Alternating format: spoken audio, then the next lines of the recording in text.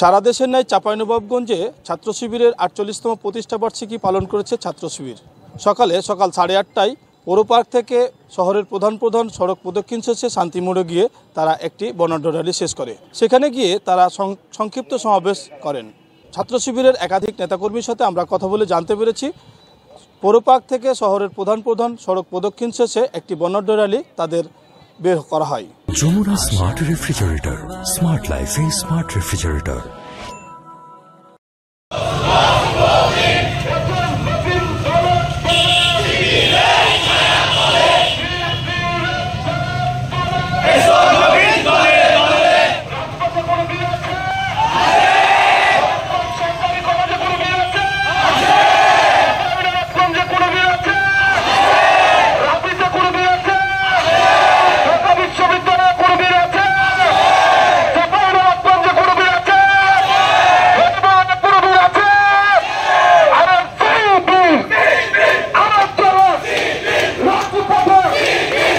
এই বর্ণাঢ্য র্যালির মাধ্যমে তাদের যে ৪৮তম প্রতিষ্ঠাবার্ষিকী ছিল সেটি তারা পালন করেছেন।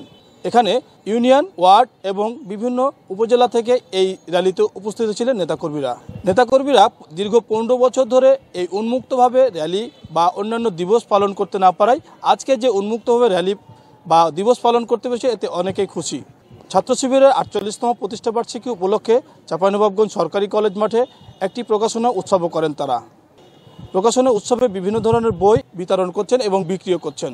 আমরা তাদের সাথে কথা বলেছি, তারা বলছেন যে গত 2 দিন ধরে এই প্রকাশনী উৎসবটি পালন করছেন তারা।